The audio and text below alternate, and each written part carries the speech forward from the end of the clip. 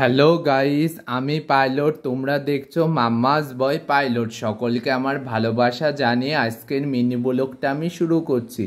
বন্ধুরা, আজ আমার দুপুরে নিত্য পুজো হয়ে গিয়েছে। মূলত আমার আজ শনিবার ছিল। আমার নিত্য পুজো করতে অনেকটাই দেরি হয়েছে, কারণ কাল অম্বুবাচী। কারণ মা এই সময় রজস্বালা হন। মূলত এই উৎসবটা কামাখ্যা মন্দিরে পালন করা হয়, কিন্তু আমাদের বাড়িতেও আমরা কিছুটা এই উৎসবের কিছুটা অংশ পালন করি। আমরা মনে করি যিনি মা কামাখ্যা তিনি আবার আমার রাজরাজেশ্বরী শ্যামা মা, তিনিই মা কালী। সেজন্য আমরা আমাদের বাড়িতে মাও এই সময় রজস্বালা হন, সেটাই আমরা মনে করি। সেজন্য আজকে দেখো বন্ধুরা, এই যে মাকে আমি সমস্ত গা ভর্তি মায়ের গয়না ছিল। মা যেহেতু এওস্ত্রী, তাই এওস্ত্রীত্ব চিহ্ন তো রাখতে হতে, সেজন্য আমি মায়ের এওস্ত্রীর চিহ্ন রেখে তারপরে সমস্ত গয়না মায়ের গা থেকে খুলে দিয়েছি। মাকে এই দেখো, মাকে একদম হালকা করে সাজিয়ে দিয়েছি। আর এই দিকে দেখো, এই যে মা সরস্বতীকেও দেখো হালকা গয়না পরে সাজিয়ে দিয়েছি। এমনকি একটা বস্ত্রও মায়ের মাথার উপর আমি দিয়ে দিয়েছি।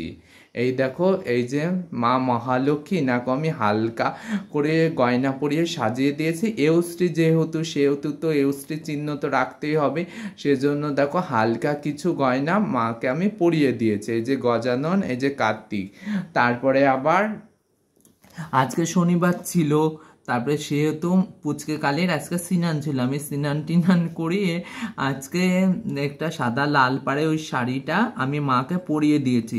আর আর মাকেও আমি সেই গা ভর্তি মায়ের গয়না থাকে, তোমরা অনেকেই দেখেছো, মায়ের গয়নাগুলো আমি খুলে দিয়েছি। দেখো এই দিকে মাকে হালকা করে সাজিয়ে দিয়েছি। মূলত কাল থেকে মায়ের নিত্য যেরকম সেবা আমাদের বাড়িতে 3 বেলা নিত্য পুজো সেবা হয় সেরকমই হবে, কিন্তু এই সময়টা আমরা ভগবতীকে মনে করি তিনি আরও বেশি পবিত্র থাকে, সেহেতু আমরা ভগবতীকে স্পর্শ করি না। তা ব্যতীত ভগবতীর পুজো আচ্চা সব কিছুই হবে। তোমরা দর্শন করে নাও ভগবতীকে। এবার সকল দেবদেবীকে দর্শন, এই দেখো এই মাকেও একটু উন্নাটা গায়ের পরে দিয়ে দিয়েছি। আর ইনি যেহেতু আমাদের কুলদেবী, মা লক্ষ্মীর মূলত বস্ত্রে আমরা হাত দিই না, বৃহস্পতিবার ছাড়া ওনাকে নড়াই না। এই দেখো যে কুলদেবী। আর এইখানে রয়েছে মা কাত্যায়নী, উনাকে মূলত লাল রক্তবস্ত্র দিয়ে ঢেকে দিয়েছি। উনি বৃন্দাবনে কর্তৃত, সেজন্য একটু নিয়ম আচার আছে, সেজন্যই মূলত ওনাকে ঢেকে দিয়েছে। কিন্তু তার উপরে ওনার পুজো আচ্চা যথাবিধি যথা উপচারে হবে। দেখো এই দেখো, এই যে মাতা সীতাকেও একটা ভালো বস্ত্র দিয়ে দিয়েছি, তারপরে হালকা একটু গয়না পরিয়ে দিয়েছি। এই যে মা লক্ষ্মীনাকেও দিয়েছি। আর কিশোরীজিকেও দেখো হালকা করে একটু গয়নাগাটি পরিয়ে দিয়েছি।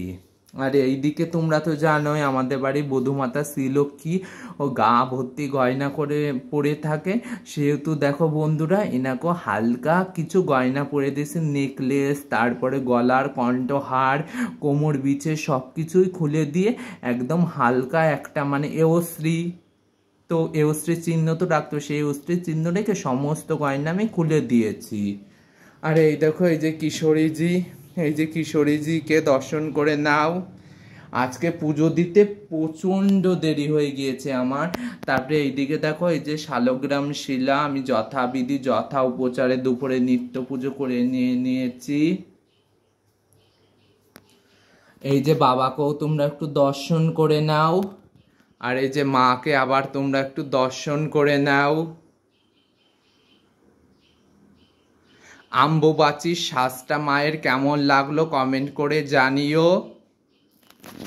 ভিডিওটা তোমাদের কেমন লাগলো কমেন্ট করে জানিও। আর আমার চ্যানেলে যদি নতুন হয়ে থাকো তবে আমার চ্যানেলটাকে সাবস্ক্রাইব করে দিও, বেল আইকন ক্লিক করো। জয় মা, রাধে রাধে, ভগবতী সবার মঙ্গল করুক। আর বন্ধুরা, তোমরা যে যে আমার ভিডিও দেখো সবার কাছে আমার একটাই অনুরোধ, এই সময় মাকে কেউ ঢেকে রাখবে না।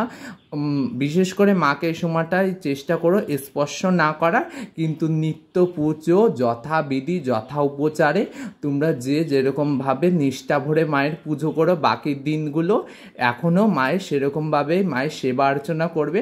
আর এই সময় মাকে একটু আম, দুধ, তারপরে দুধ, সাবু এগুলো একটু খেতে দেবে, ঠান্ডা জাতীয় খাবারগুলো একটু মাকে খেতে দেবে। আর বিশেষ করে তোমরাও এই সময় টক খাবে না, তিতো খাবে না। ভগবতী সবার মঙ্গল করুক, এই কামনায় রইল মায়ের কাছে। জয় মা, রাধে রাধে। আবার তোমরা আর একবার মায়ের দর্শন করে নাও। এই নয় যে মা বাবার যুগল ঘট, এই যে বাবাকে দর্শন করো। এবার বাবার দর্শনের পরে এই যে মাকে দর্শন করে দেখো, মায়ের কিন্তু গলায় মঙ্গলসূত্র রয়েছে, নেকলেস রয়েছে, টিকলি। এই দেখো ছোট্ট একটা আমি নাকের নথ পরিয়ে দিয়েছি। মা মূলত আমাদের মানে 3টে নাকের নথ পরে থাকেন, কিন্তু আমি একটা পরিয়ে দিয়েছি। এবার আর একটা বিশেষত্ব, মাকে আর একটা আমরা নতুন বস্ত্রও দিই, সেটা একটু পরে আমি কিনতে যাব।